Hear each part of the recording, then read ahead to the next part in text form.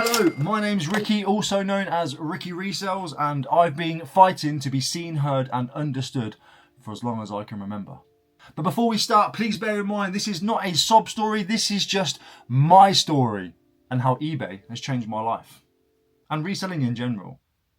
Before we get to where we are today, we need to go way back when. And there's a few years on that. I'm getting old. I grew up in a very unstable, toxic and at times abusive household. From a young age, I've had to learn how to survive. Not just physically fight, but mentally and emotionally just to get through the days. It stole my childhood and it shaped how I saw the world. I became the class clown, always making people laugh, because if they were laughing at me, they weren't attacking me. That became my coping mechanism. But fast forward all the nitty gritty and approach my mid-20s, and that is when I started to do the deep work. Self-therapy, because I couldn't afford real therapy. I had to dig around and find my sources from elsewhere. A lot of self-reflection and discovery. And it really hurt, to be honest. It was quite painful to look in and see these things instead of just blocking and running on autopilot mode. But doing this, things finally started to make sense. My mother told me around this time that when I was younger, I went to the doctors regarding behaviour and things like that, and the doctor suggested that I most likely had ADHD. But during that time, these things weren't really... ADHD wasn't really a big thing then. We're talking early 90s. Remember I said I'm old. She told me we was offered medication to try and quell it and things, but my mother didn't really want to go down that route. And it was just passed off like the common cold. There was just like this, alright, whatever. There was no real help with it. I'm now in my 30s and I'm 5 years deep into pushing for more help with this, and we are currently on a specialised fast track waiting list for autism and ADHD diagnosis, which really does explain a hell of a lot. I've done a lot of work into this, but I feel like that would be a detour from the story. But it's an underlier. While going through the ADHD journey, alongside looking at my past, it really helped explain the way that I was. And I was able to see the bigger picture of why I acted the way that I did. And with all this, I went from chasing attention to finding peace and solitude. This shift in my mindset came across as cocky or cold to some people, but really it was just survival, and I'm totally okay with that because I found my peace to some degree. Growing up, if I wanted something, I had to find a way to get it. I had to do it myself. My parents weren't going to buy me the latest trainers or the latest tech because it would mean less for them. So I had to hustle.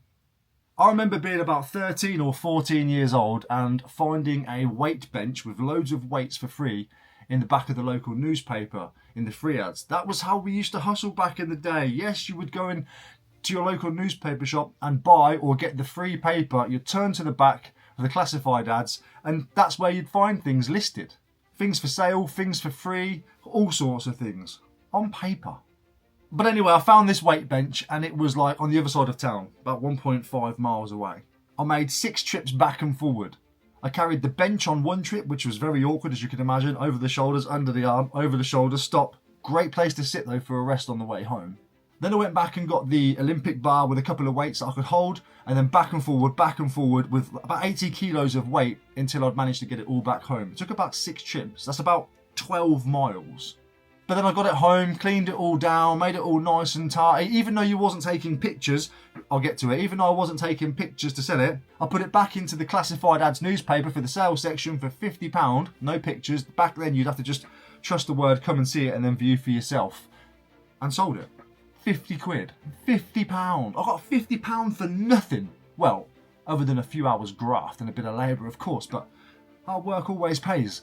£50. I'd never had £50 in my life at that time. Never. I felt like a billionaire. And as you can imagine, I was hooked. The phrase gets thrown around a lot, but one man's trash really is another man's treasure. From that point on, I started flipping everything and anything. Anything that I could get my hands on for free, I was going and collecting, bringing it home and reselling it again. One time I was searching through the free ads and I saw a divan bed for free. They were giving away a double divan bed and mattress for free. Now I still had my double bunk bed from when I was a child, that had split in the middle and you can transfer them so they became a single bed. I still had that. The wood was all, I used to chew my bed. The wood was all chewed. Apparently that's a trait of what we're working through now, but my point is I had a really ratty old bed, single, hated it. I was never going to get a double bed, ever. Unless I could do it for myself. I was about 14, 15 years old, I had no transport, but I wanted this bed. And this bed was at the top of the estate. It wasn't too far, but it was at the top of the estate, about 3/4 of a mile. Most of it was flat, and then a big 1/4 of a mile hill, and then around the back, and just slightly pushing back up again into my estate. I rode that bed home. That bed had wheels, had coasters. I rode that bed home. It split into two. I went up, collected the first half. The people at the house was like, how are you going to get this home? I said, don't worry, I've got this. And then when they watched me push it down the hill and jump on the top with my feet at the bottom trying to scurry it and guide it, I bet they're thinking, this is going to get dumped somewhere, I know it. But it didn't. Thanks to them for not actually like cancelling the transaction. But I knew I was never going to get this mattress home on my own. So when I went up to collect the second half of this bed, I called on a couple of mates to help me with this mattress, and gladly they agreed. But I think they did it mainly just to see the show. Imagine like driving on the road and seeing somebody riding a bed home. But I got it home and it was free, and now I have a big double bed. And I got it myself. Because I've had to fight for every bit of success in my life, I know exactly what it's like to go without. And that's why I've always tried to give back wherever I can. Nice and quietly, no cameras, no credit, just purely for my soul and for the sake of helping others. That part of me is just as important as my business side. If you're giving to be seen, are you really giving? Giving comes from here, not from here. Eventually, I opened my first eBay account. I was selling bits and pieces alongside trying to make money from the local pawnbroker shop and car boot sales. And at this point, I think charity shops had just about became a part of my scope where I could get my stuff from. Although it wasn't really a big thing. Growing up with nothing, we got most of our clothing and stuff from the local charity shop. And that bred a bit of a deep-seated negative mood with charity shops for me. So it took me a little while to get over that. But we did. But I digress. Even back in school, I was that kid selling snacks and whatever the latest pop culture thing was, yo-yos or pogs and slammers for a bit of profit. I got into trouble a few times, but we don't need to talk about that. Bit of detention here and there. Still, it was just a side hustle. I was a teenager by this point, and it was purely for survival. Skip forward a few more years from that, and 2020 hits. Yeah, my beautiful daughter Ada had just been born, February 2020, and the pandemic had just begun. At the time, I was a barber and assistant manager in the local barbershop. But as you can imagine, barbershops were one of the first things to be closed down during the lockdown and the pandemic. No job, no income, brand new baby, panic mode. I turned to Emma, my partner, my wonderful, beautiful, supportive partner, and said, I really believe if I give this eBay thing a go properly, give it full beans, I think I can do something with it. It might just work. Because at the time of me being a barber, I spent all my lunch breaks in all the local charity shops buying and selling. So I was working another 40-hour week on eBay alongside my 40-hour week in the barber shop. So I was already in and amongst it doing it as like a side hustle to my main job. So yeah, when 2020 hit, I thought, I'm going to have to lean on that. Let's do it. Let's do it! And I did. I went full time and I threw myself in. I even started this YouTube channel alongside to document the journey. Over the past 5 years, my channel has grown from just a place to watch videos into a real, thriving community. A place of support, learning, and friendship. I've received so much love and so much kindness from people I've never met in person. Some of them have become real-life friends.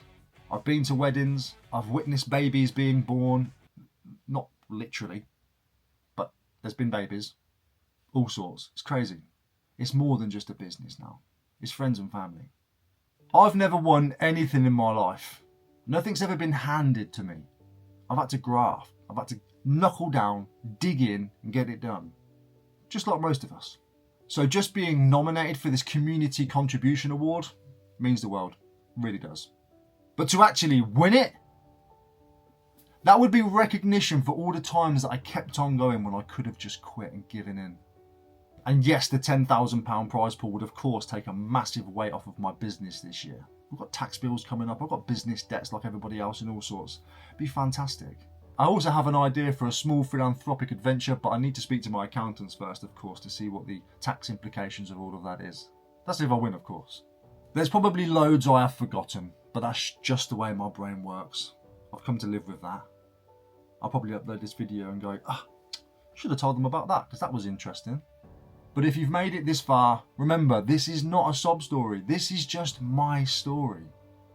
If it does resonate with you and you're new to the channel, then please do stick around. I'd love to have you here. And to all of you guys that have been here from the very beginning or up until now, I really appreciate every single one of you. Thank you for watching, and if you are going, I will see you at the eBay Open in October. See you in a bit.